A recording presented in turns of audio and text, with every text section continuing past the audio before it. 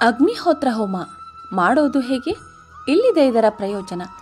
ಮನಸ್ಸು ಶಾಂತವಾಗುತ್ತದೆ, ಒತ್ತಡದಿಂದ ನಿವಾರಣೆ ನೀಡುತ್ತದೆ. ಹೋಮದಿಂದ ನರಮಂಡಲವು ಹೊಸ ಚೈತನ್ಯವನ್ನು ಪಡೆದುಕೊಂಡು ದೇಹ ಮತ್ತು ಮನಸ್ಸನ್ನು ಲವಲವಿಕೆಯಿಂದ ಇಡುತ್ತದೆ. ಪರಿಸರ ಮಾಲಿನ್ಯವು ಕಡಿಮೆಯಾಗುತ್ತದೆ. ಅಗ್ನಿಹೋತ್ರ ಹೋಮದ ಬೂದಿಯಿಂದ ಅನೇಕ ಕಾಯಿಲೆಗಳು ಗುಣವಾಗುತ್ತದೆ.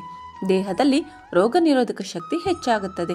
ಹೋಮದಿಂದ ಮನೆಯಲ್ಲಿದ್ದ ನಕಾರಾತ್ಮಕ ಶಕ್ತಿಗಳು ನಾಶವಾಗಿ ಮನೆಯಲ್ಲಿ ಸಕಾರಾತ್ಮಕ ಶಕ್ತಿಯು ನೆಲೆಸುತ್ತದೆ. ದುಷ್ಟಶಕ್ತಿಗಳು ಮನೆಯನ್ನು ಪ್ರವೇಶಿಸದಂತೆ ರಕ್ಷಿಸುತ್ತದೆ.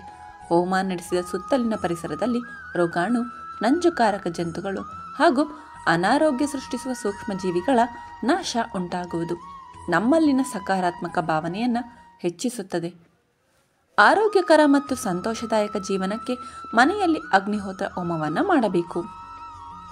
ಹೋಮ ಮಾಡಿದ ಪರಿಸರದಲ್ಲಿ ಹೆಚ್ಚು ಸತ್ವಯುತ ಮತ್ತು ಸ್ವಾದಿಷ್ಟ ಆಹಾರ ಧಾನ್ಯಗಳು ಬೆಳೆಯುತ್ತವೆ.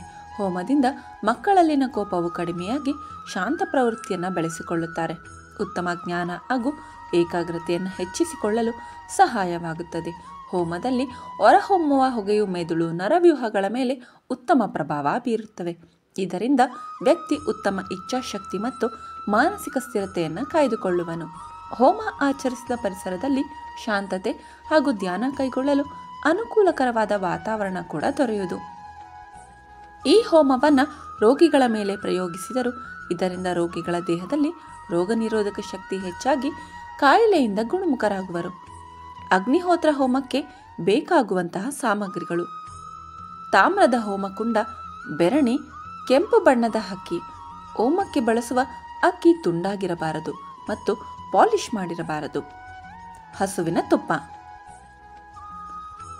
ಮೊದಲಿಗೆ ಬೆರಣಿಯನ್ನು ತ್ರಿಕೋನಾಕೃತಿಯಲ್ಲಿ ತುಂಡರಿಸಿಕೊಳ್ಳಿ. ನಂತರ ಬೆರಣಿಯ ತುಂಡುಗಳಿಗೆ ತುಪ್ಪವನ್ನು ಸವರಿ ತ್ರಿಕೋನಾಕೃತಿಯಲ್ಲಿ ಕುಂಡದಲ್ಲಿಡಿ.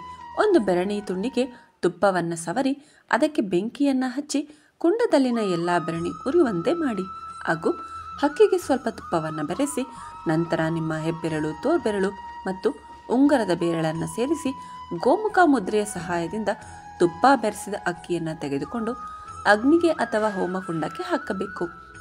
ಅಕ್ಕಿಯನ್ನು ಅಗ್ನಿಕುಂಡಕ್ಕೆ ಹಾಕುವಾಗ ಈ ಕೆಳಗಿನ ಮಂತ್ರಗಳನ್ನು ತಪ್ಪದೇ ಪಠಿಸಬೇಕು.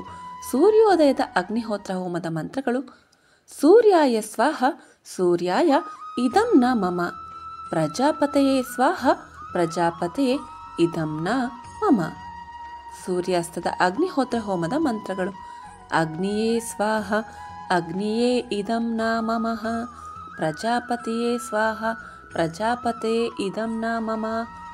ಪ್ರಕೃತಿ ಅವಲಂಬನೆ ಮೊದಲ ಔಷಧ. ನಿಸರ್ಗ ಶಕ್ತಿಯೇ ದೇವರು.